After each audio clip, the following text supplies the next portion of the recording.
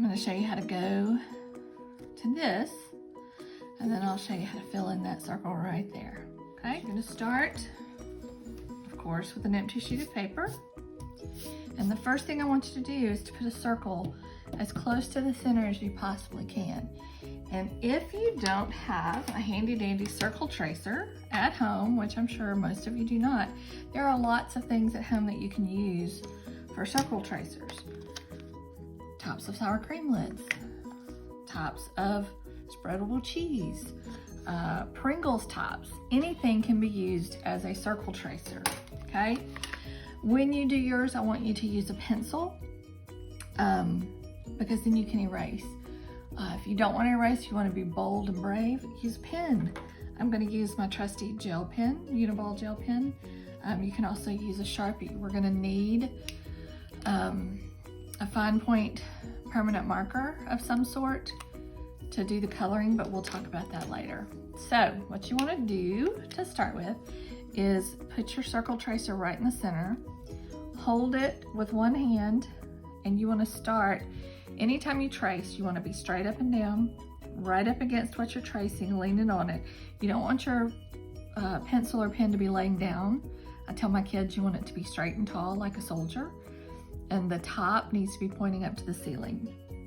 So I always start back here by my hand on this side, and I'm going to trace, keeping it straight up and down, and I'm not going to move the hand that's holding it until it comes all the way back around. And that gives me a perfect true trace, and you can see I didn't line it up right in the middle. That's okay. There's less space over here, there's more space over here. No big deal. If you happen to have a ruler at home, fantastic. We're gonna use a ruler, but any kind of straight edge will do. This I cut from a cereal box. From this, you're gonna line your straight edge up to the corner, and you gotta take into account how big the point of your pencil or pen is, and you wanna be able to see that space in the corner, and you wanna draw a straight line. And if you don't have one that goes all the way across, I'm trying to make it go corner to corner, but it's okay if it doesn't. Do not draw through the circle, okay? Again, my pencil goes straight up and down, leans up against my straight edge, and I stop when I get to the circle, okay? Now I'm gonna move down here. If you're right-handed, here's a little tip. If you're right-handed, you wanna hold the ruler or the straight edge with your left hand, spreading those fingers out to hold it steady so that you can move right along it, okay? If you are a left-handed person, you're gonna wanna put the ruler on this side and hold it with your right hand and run your pen this way. That way you can see corner, stop the circle, okay? And I'm kind of looking down here, trying to line it up with that line. I'm gonna hold it, gonna draw to the corner. Now, if I don't hit the corner exactly, that is no big deal, I promise, okay? So you now have 4 sections and you have a center. We're gonna ignore that circle for a long time, okay? Now we need to draw lines in each of these sections, but we're gonna do them one at a time. Don't get ahead of me, don't jump around, we gotta do them in an order. We're gonna start with one of these sections on the short side of the page. Start from the circle. Everything we do from here on out, we're starting from the center and working our way out. From the circle, okay? Let's see. From the circle, I'm gonna put my straight edge and I'm gonna line it up with either the top or the bottom of my paper so that I know that I'm getting a straight line here. And I'm going to draw from this line to this line. I'm not gonna draw from top to bottom of the page. Just this line to this line, and I'm gonna stop. Okay? Now this is too much space, but I don't have any circle over there. But I'm gonna put a line there, that's going to stop at the circle. So it's going to look like it's going behind that circle. It's going to give us our optical illusion. And I'm going to continue making lines.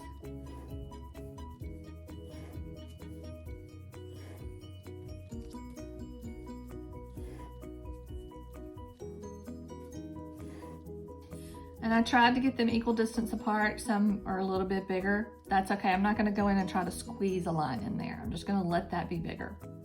Okay. The next section you're going to do, we're going to go directly across and we're going to do this section. Okay.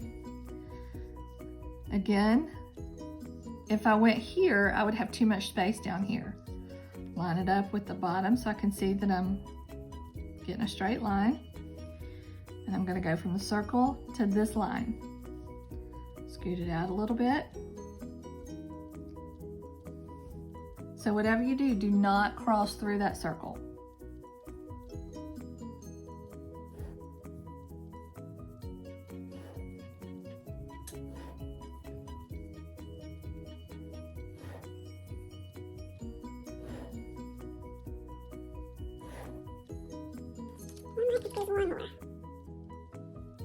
Now, it doesn't matter if we have the same number. Does not matter. Now, here comes the fun. I'm going to turn my paper because it's easier for me to work if my paper is turned. I'm going to work on this section. We've got lines here, we've got lines here. We need to make them match. I'm going to start from the circle and work my way out. I'm going to put my straight edge right here where this line ends and right here where this line ends.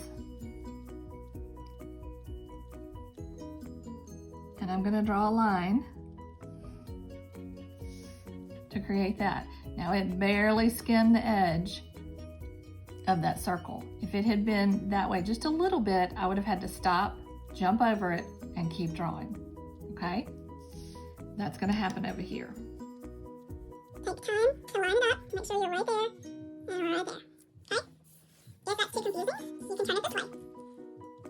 Line it up. Line it up. Now, because there's so much space here, it's going to make this line look crooked. But if you're using your straight edge, you're still drawing a straight line. It's an optical illusion.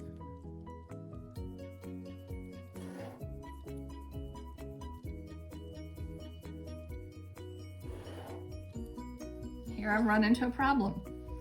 My straight edge that I made is not long enough. I needed one at least 12 inches long. So when you're looking for something long enough, make sure it's as long as your paper is. So I'm going to switch to my ruler.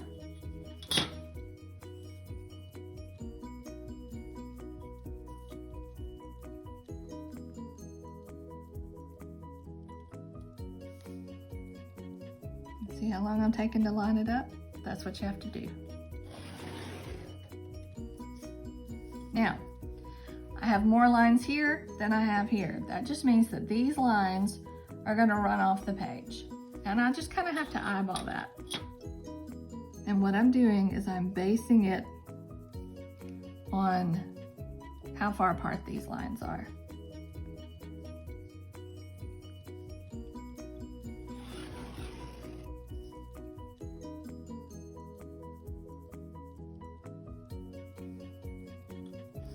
Oop.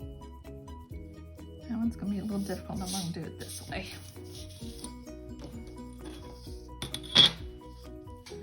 That way I can hold the paper still with my ruler. Okay. Now we got to do this side. This is the tricky side. This line and this line have to touch. If I just do that, I'm going to draw right through my circle. My circle needs to be on top while this is going underneath it.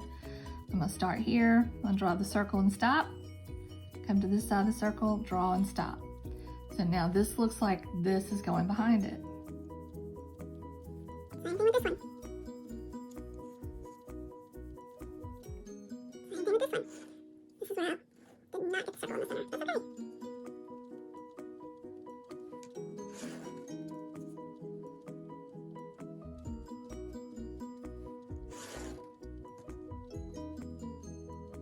pay attention because when you move one side of the ruler, the other side moves. So you gotta make sure you're looking before you start drawing, especially if you're drawing with pen. Okay, again, I'm gonna turn it this way because going off the page, if my ruler is on the page, it's gonna help hold the paper still. Now we've got to add 2 lines in each section. So this is a section, this is a section, this is a section, and this is a section. You can do this and make them look like they're coming out, radiating out. So that would be 1. See, I kind of like the diagonal lines myself, but they look like they're getting skinnier as it goes in. 1, 2, so that's 3 sections done. The last section is right here. 1, 2. So what that does is it makes the eye think that all these lines are coming together at what's called a vanishing point behind this circle. Okay? And that this circle is now coming towards you. The black and white works really well for optical illusions, but you do have the option to use color. So let's revisit the color wheel.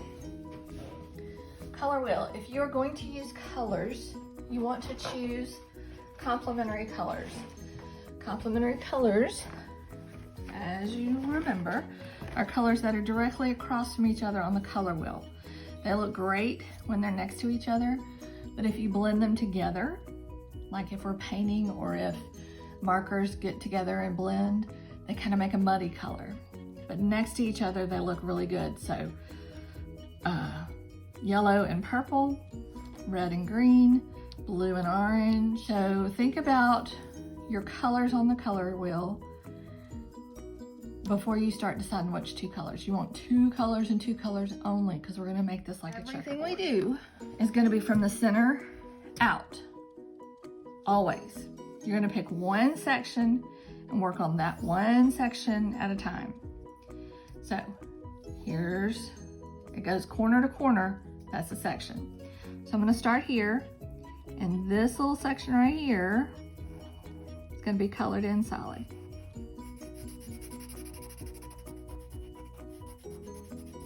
I'm gonna make sure there's no white spaces, and I'm gonna take extra care not to color outside that line, because if it's all hairy, it's not gonna work, okay?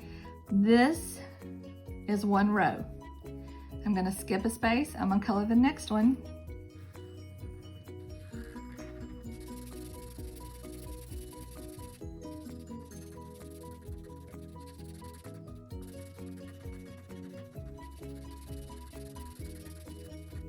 and the next one.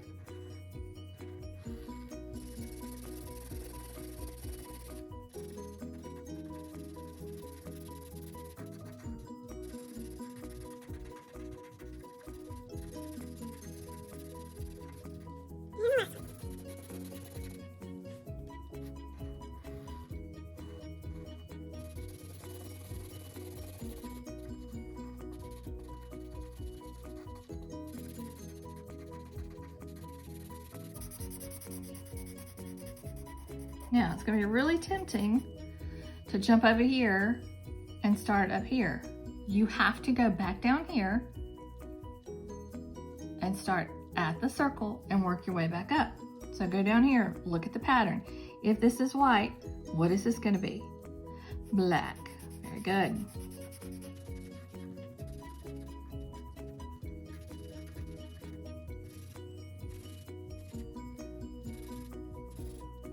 Hole done, then you're going to move over here and you're going to work your way around.